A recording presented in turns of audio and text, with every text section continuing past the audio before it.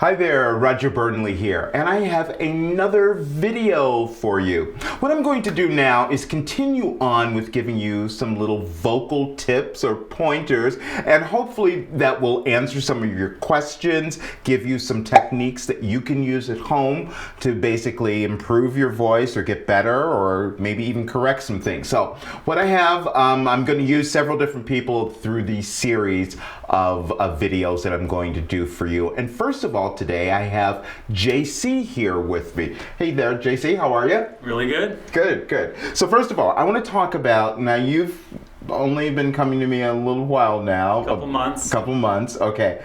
Now, why did you come, first of all? I'm going to start with this first before we even get into technique stuff. We've been recording for a while, working hard on trying to make a great record, and we just feel like we brought everything up to such a wonderful level that the vocals were suddenly not matching. Okay, now everything else. This is your group, my band, your band, my production team. Okay, and you've been doing this for many years. Yep. Okay, and had you ever had any training, any vocal training? No, but never.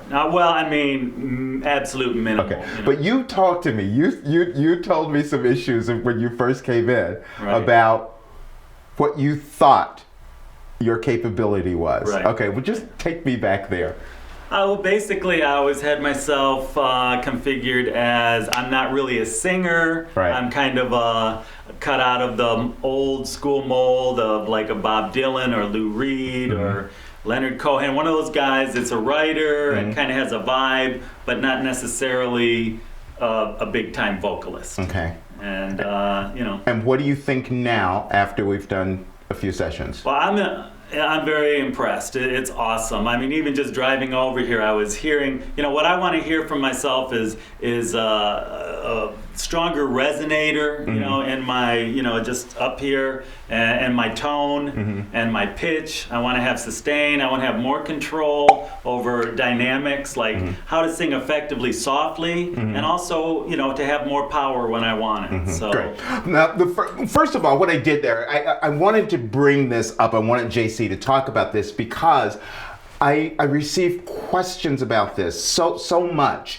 and a lot of you probably know that my idea is that anyone can learn how to sing. It's just about you staying with it, having the right direction, given the right tools, so to speak, to be able to develop your voice. So a lot of times what happens is when people come into me, they already have it built into their head or their mentality that they can't sing and they can't improve or they can't get any better. So that's why I wanted JC to talk about that, because there was a little bit of that going on with him mentally. And then I start working with him and I'm thinking, he has a great voice. What is this about? And then there was something else that went on, which I also want to talk about, and then we'll get into some technique stuff. But because again, I get a lot of this. I went through it early on in my career, and that was the opinions of other people. They will destroy you. Trust me on this. I remember working with someone, and this was someone at the time, many years ago, when I was really trying to develop my technique in that, and I had a roommate at the time, and I'd be practicing all the time, and the roommate would say, oh, you should just give that up. You should just really stop. It's never going to get any better. I was fortunate enough that I had this common sense that I kind of like put that all out of my head and just said, no, I'm going to keep working on this. I know that there is a way that I'll be able to figure that out. And that's what I've done over all these years, and which is why I love giving it to everyone else at that point. But you had a similar situation to that after you had started taking the sessions. I have a lot of positive support, but there's also those people that are going to tell you, look, you're never going to get there. You can't do it. Right. And I have enough experience to believe, that that's not true. Okay, great. Yeah. Still, it gets inside your head. But we had a good talk about it, though. Yeah, we did. Yeah. Great. Okay, so now let's talk about what's going on now.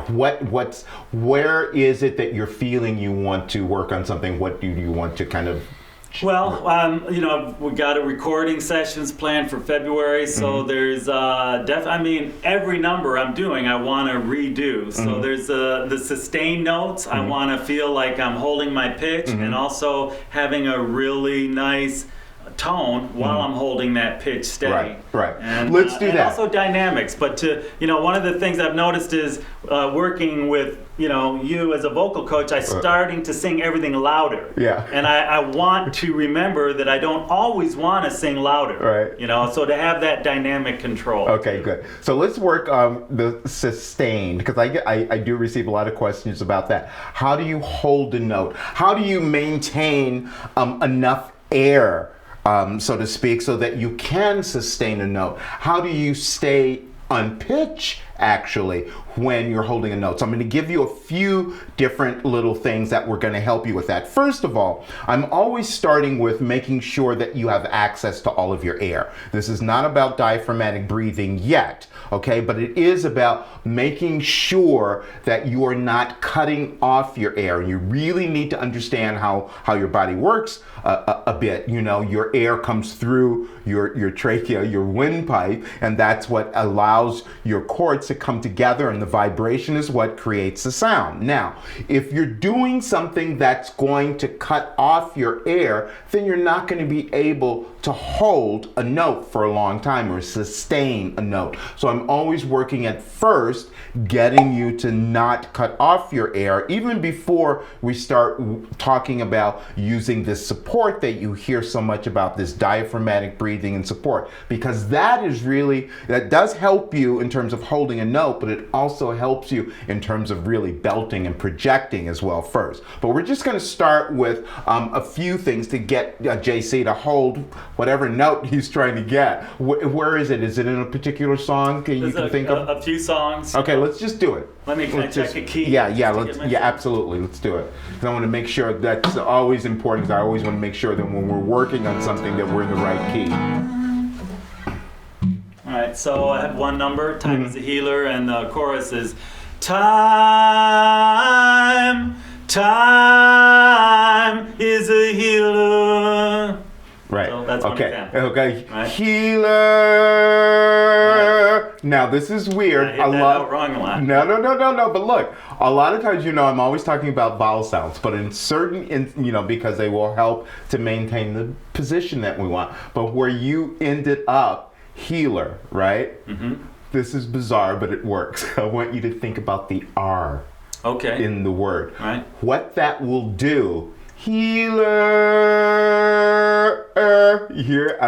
it prevents you from falling back in your throat, because if you start to fall back in your throat, the air is going to be cut off. Right. Then the other thing that I have you think, and this is just mental, and this is what you can use as well. This is just a mental idea.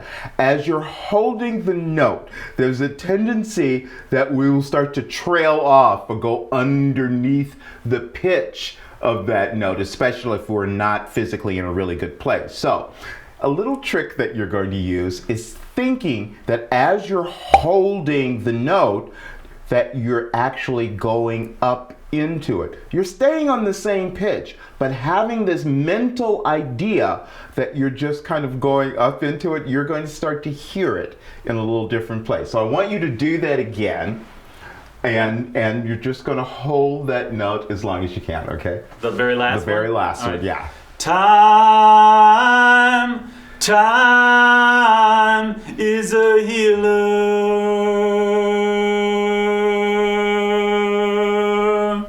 Great. You feel that?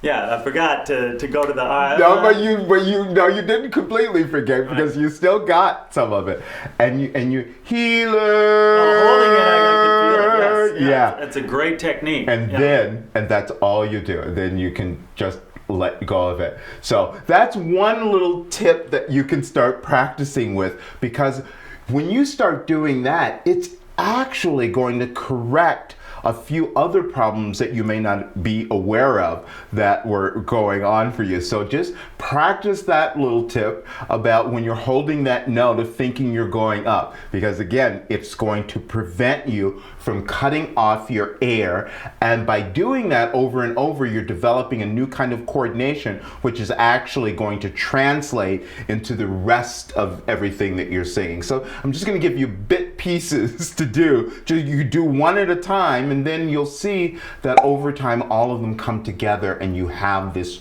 tremendous, magnificent voice.